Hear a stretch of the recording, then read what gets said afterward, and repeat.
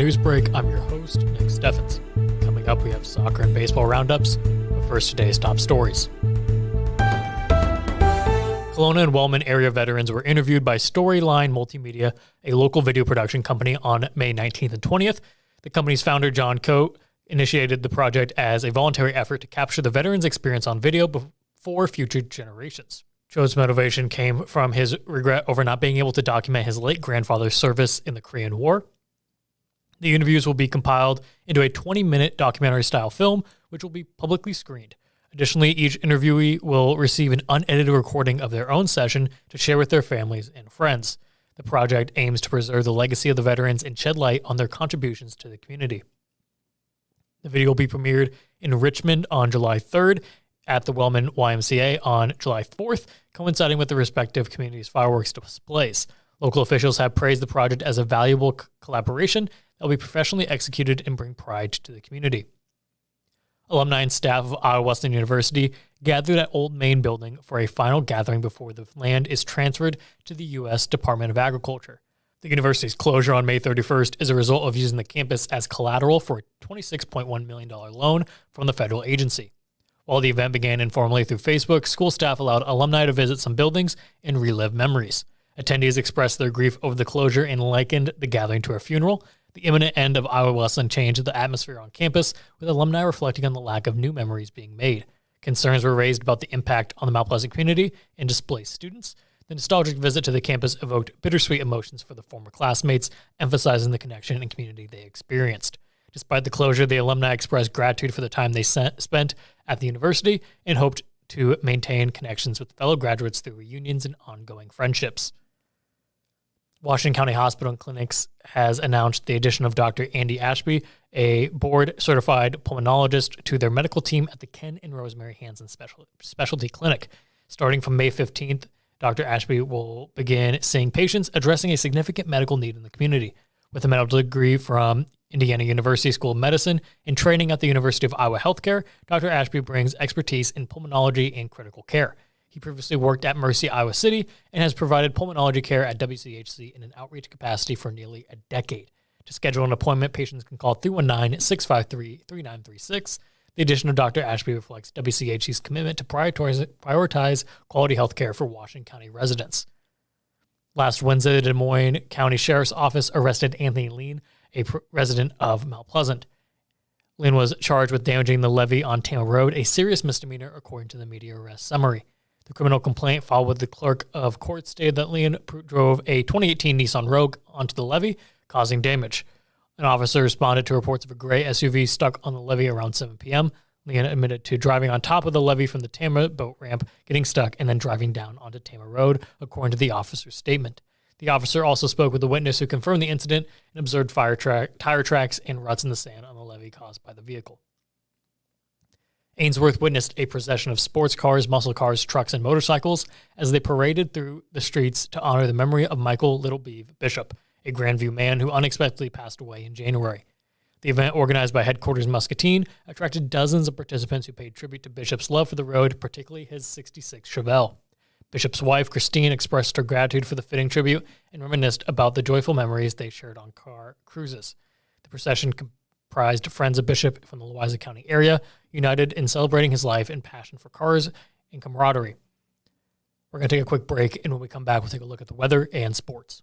Since 1905, Kalona Cooperative Technology Company has helped our community stay connected with the latest advancements in clear, dependable telecommunications services. KCTC provides rural Iowans with access to high-speed fiber internet, as well as phone, television, computer repair, and cybersecurity solutions.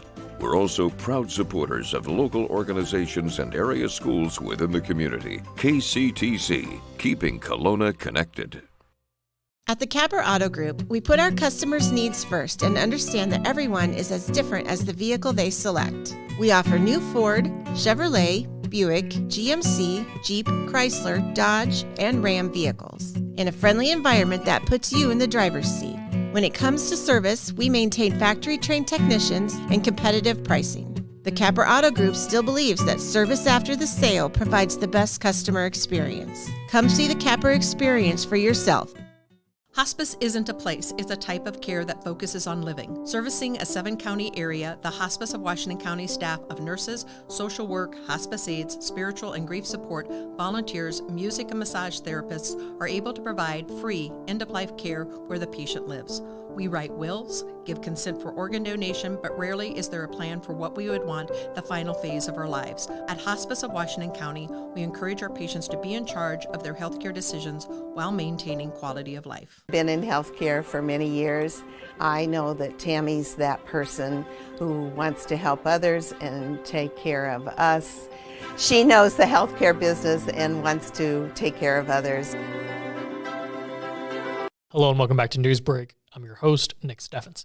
Coming up, we have your 5-day forecast, but first, obituaries. Herbert R. Phipps of Washington passed away on May 21st at the age of 83. Services are pending at the Jones and Eden Funeral Home. Alan Richard Wagler of Kalona passed away on May 18th at the age of 94. A celebration of life will be held at 10:30 a.m. May 22nd at Wellman Mennonite Church. Yoder Powell Funeral Home is in charge of the arrangements. Sandra Lee Murphy of Fairfield passed away on May 19th at the age of 86. A funeral mass will be held at 10 a.m. May 25th at St. Mary's Catholic Church. Cranston Family Funeral Home is in charge of the arrangements. Donna Lou Pratt of Birmingham passed away on May 18th at the age of 85. A funeral service will be held at 10:30 a.m. May 26th at the Cranston Family Funeral Home. David Allen Wells of Fairfield passed away on May 19th at the age of 75. A visitation will be held from 10 a.m. to 11 a.m. May 25th at First Baptist Church. Benner Funeral Home is in charge of the arrangements. Harold Hahn of Fairfield passed away on May 21st at the age of 69. A visitation will be held from 5 to 7 p.m. May 25th at Benner Funeral Home.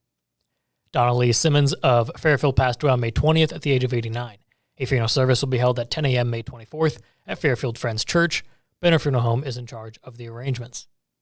Doyle Bachman of Wayland passed away on May 18th at the age of 73. A funeral service will be held at 10:30 a.m. May 26th at Sugar Creek Mennonite Church. Murphy Funeral Home is in charge of the arrangements. Patricia Ann Kloffenstein of Marion passed away on May 21st at the age of 89. A memorial service will be held at 11 a.m. May 26th at Marion Methodist Church. Murdoch Funeral Home is in charge of the arrangements. That was obituaries. It is now time for your 5-day forecast. Today it has been 84 degrees with clear skies. Tomorrow it'll be the warmest day of the week with a high of 87 and it'll be mostly sunny. On Thursday, temperatures will fall to 75 degrees and it will remain mostly sunny. Temperatures will rise to 79 on Friday and we will have clear skies. Finally, on Saturday, it'll be back up to the 80s with a high of 83, and it'll be mostly sunny. We're going to take another quick break, and when we come back, we'll take a look at sports. Federation Bank is a locally owned bank providing award-winning customer service. We believe that we are more than just a federation of banks, but a federation of communities, serving Brighton, Richland, Wellman, and Washington, Iowa. Federation Bank's highly skilled staff is here to make sure you are able to accomplish your personal and professional goals, whatever they may be. Federation Bank, your family bank.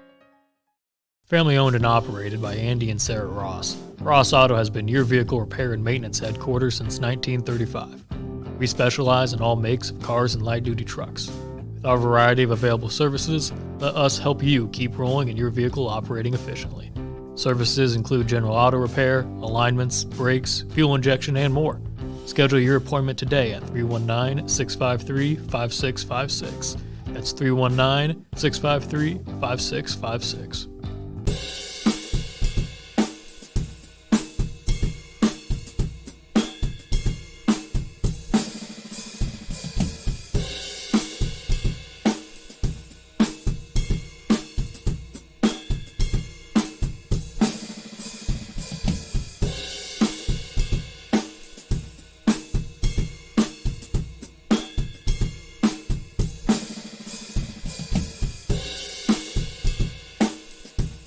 You know, it's not a question of what all you have and so on with your life. It's who is in your life and how much you care for them and how much they care for you. And Tammy definitely cares. Welcome back to Newsbreak. I'm your host, Nick Steffens. It is now time for sports. And now, sports, brought to you by Fairway.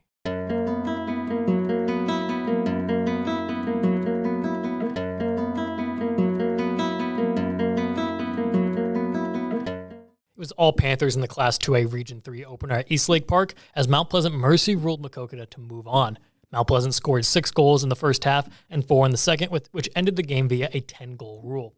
Mount Pleasant's Ellie Manning had a huge day, going for 4 goals and 3 assists. Aurora Hummel netted 3 goals of her own. Therese Huerta finished the game with 2 goals and 1 assist. Tori Wilson had a goal and an assist, and Kiera Parrish finished with 1 assist. Eli Heaton pitched a shutout in the net for the Panthers. Heaton finished the game with 3 saves. Mount Pleasant will have its hands full in Tuesday's semifinal as the Panthers travel north to take on Central DeWitt. Mount Pleasant grabbed its first victory of the season on Thursday with a victory over Central Lee 13-3. After 2 innings, the Panthers led 6-3. In the third, they added 3 more runs to increase the advantage to 9-3. Central Lee went scoreless the rest of the way out, and the Panthers added 4 insurance runs in the 6th. Peyton Higgins led the Panthers with 2 hits in the game. Jake Ensminger, Carter Amos, Peyton Walker, and Peyton Coleman all had a hit as well. Coleman added 2 RBIs, while Ensminger, Amos, Walker, and Wyatt Woodsmall all finished with 1. Ben Newton threw 5 innings for the Panthers, and Ensminger pitched for 1. That's the news for Southeast Iowa. I've been your host, Nick Steffens. This has been your news break.